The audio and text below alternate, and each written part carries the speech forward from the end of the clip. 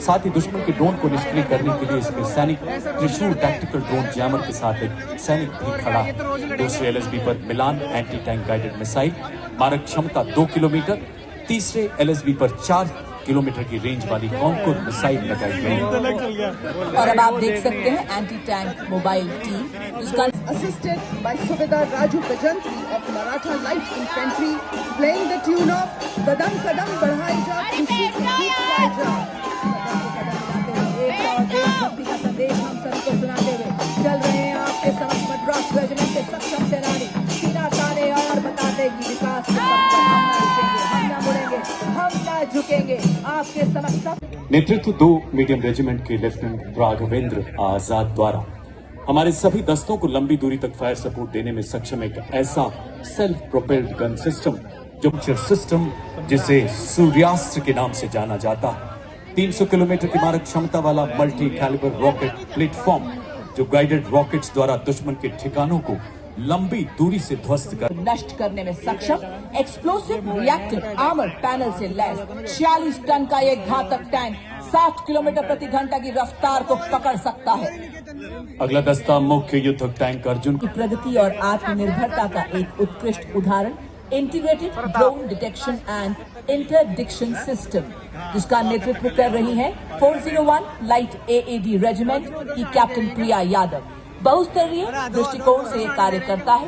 पहले हवाई खतरों का पता लगाता है, फिर उन्हें सॉफ्ट या हार्ड किल के रूप में वर्गीकृत करता है।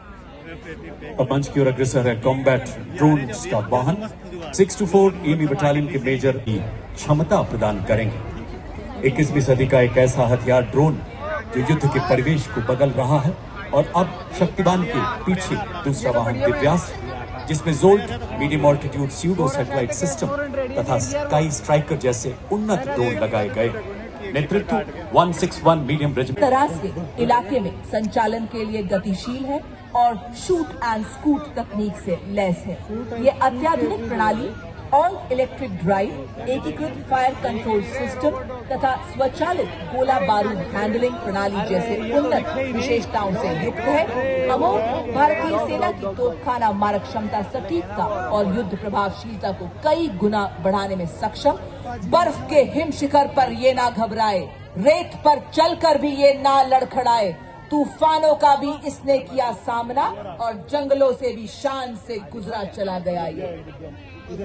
40 फील्ड रेजिमेंट की जांबाज बटालियन के बाद मंच की ओर अग्रसर मिक्स स्काउट बटालियन का दस्ता जो सेना दिवस परेड में पहली बार भाग ले रहा है। नेतृत्व 5 लद्दाख स्काउट्स के लेफ्टिनेंट ब्रजेश द्वारा। दिव्य सज्जनों, हिमालय की गोद में पले, हिमालय से ऊंचे हौसलों वाले माटी के ये वो सपूत हैं जिन्होंने पहाड़ों से प्रतिबद्धता सीखी है तो नदियों से निस्वार्थ सेवा सीखी है। इसमें शामिल है ज्वाला माता की जय के उद्घोष वाले डोगरा स्काउट्स, लद्दाख की आत्मा कहे जाने वाले लद्दाख स्काउट्स, देवभूमि उत्तराखंड के गढ़वाल स्काउट्स तथा कुमाऊं स्काउट्स, सबसे युवा स्काउट्स, सिक्किम स्काउट्स तथा अरुणाचल स्काउट्स के बहादुर राइनो घुड़सवार रेजिमेंट है, जिसकी स्थापना 1953 में की गई थी। रेजिमेंट को ऐतिहासिक युद्धों जैसे हाइफा का युद्ध में तुर्कों के खिलाफ लड़ाई लड़ने का गौरव प्राप्त है। रेजिमेंट को पोलो एवं घुड़सवारी खेलों में पद्मश्री एवं अर्जुन पुरस्कार जैसे कई सम्मान प्राप्त है। इस सामने इसका नेतृत्व 29 पैरा SF के हवलदार सत्यवान सिंह के हाथों में। यह एक ऑल टेरेन व्हीकल है जिसकी टोइंग क्षमता 680 किलो है। 2 रैक्स जिनमें 160 किलो का पेलोड रखा जाता है। सेना में इसका उपयोग मुख्य रूप से पेट्रोलिंग, रेकी, कैजुअलिटी इवैक्यूएशन के लिए किया जाता है। फायर करने की काबिलियत वाला ऐसा हथियार जो लंबी दूरी तक लक्ष्य को भेदने में पूरी तरह से सक्षम है। दुश्मन के संचार केंद्र, बख्तरबंद सैन्य ठिकानों एवं किलेबंद रक्षा व्यवस्था को बर्बाद करने में पूरी तरह से सक्षम है। धनुष एक ऐसा हथियार जो एक लंबी मारक क्षमता के साथ हमारी सेनाओं को और प्रबल तथा प्रचंड बना रहा है। अब आपके सामने 343 फील्ड रेजिमेंट इंडिया के तहत विकसित किया गया है, जो हमें सुरक्षित संचार के लिए आत्मनिर्भर बनाती है। दिव्य सज्जनों, अगली 2 वाहन है शक्तिवान रेजिमेंट तथा दिव्यास्त्र बैटरी के विशेष रूप से डिजाइन किए गए नई पीढ़ी के मानव रहित ये वो हथियार तंत्र हैं जिन्हें हाई मोबिलिटी व्हीकल पर स्थापित किया गया है। शक्तिवान नेतृत्व 161 मीडियम रेजिमेंट के कैप्टन नमन शर्मा द्वारा। इस वाहन में स्वॉर्म ड्रोन्स, मिनी हार्पी रक्षा प्रणाली है और साथ ही आप देख सकते हैं भारतीय सेना के निष्ठावान सिपाही जो केवल मशीन नहीं है, लोहे के योद्धा हैं। ये रोबोटिक म्यूल्स दुर्गम इलाकों में लॉजिस्टिक्स के राजा हैं और थर्मल कैमरा से लैस दुश्मन की साजिशें नाकाम करते हैं। बड़े ही शान से सलामी मंच के सामने से गुजरते हुए हमारे ये योद्धा। देवियों सज्जनों, अगला कॉलम नई पीढ़ी के उपकरणों का जिसे आर्मी डिजाइन ब्यूरो द्वारा विकसित किया गया है और मेक इन इंडिया के तहत इसे बनाया गया है। सबसे पहला वाहन स्वदेश निर्मित इलेक्ट्रिक ऑल टेरेन व्हीकल, नेतृत्व 16 राजपूताना राइफल्स के हवलदार शंकर द्वारा। ये ईंधन और रखरखाव की लागत को कम करते हुए सामरिक। Coming up next is the anti-mine and bulletproof, the quick reaction fighting vehicle, heavy and medium. QRFE Heavy is led by Naib Subedar Ajay Kumar of Dogra Scout, and QRFE Medium is led by Havaldar Ram Nivas Gujjar of 3 Mahar Regiment. QRFE Medium has handheld tactical drone jammer Trishul installed with a range of 2 kilometers, designed to counter hostile drones by disrupting the control. भाई वो मुद्दे ही जिस पर सरदार जी बाहर निकल गया। और अपना ध्यान मंच के बाईं तरफ ले जाएं। आप देख सकते हैं विभिन्न मिसाइलों तथा tactical drones. Up to 90 kilometers, it had given our enemy sleepless nights along the northern borders and also during Operation Sindoor. और अब मंच की ओर अग्रसर ऑपरेशन सिंदूर का वो ब्रह्मास्त्र जो एक मिसाइल ही नहीं बल्कि हमारी राष्ट्रीय चेतना की हुंकार है, भारत की रणनीतिक श्रेष्ठता का निर्णायक प्रहार है।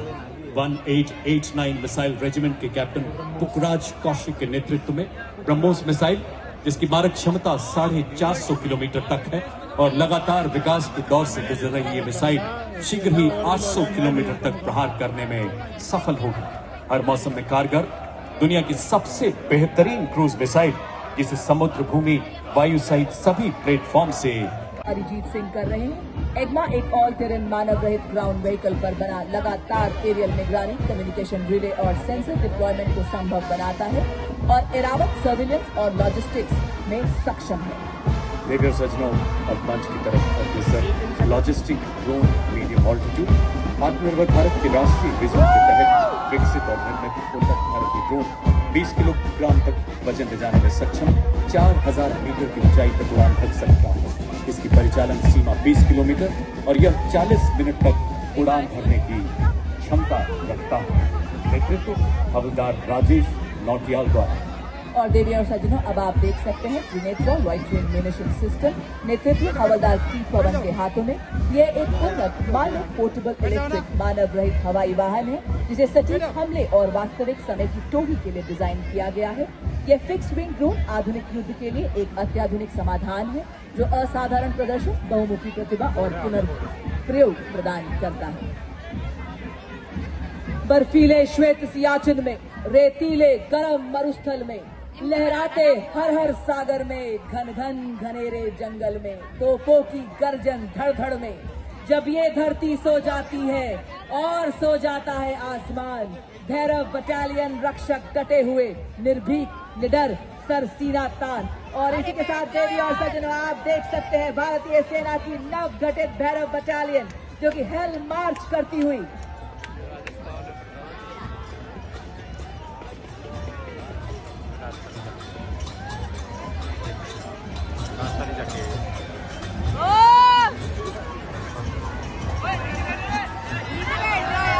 बड़ी शान और गौर से सलामी मंच की ओर बढ़ता राइफल्स का दस्ता, जिसका नेतृत्व मेजर चंद्रेश के हाथों में।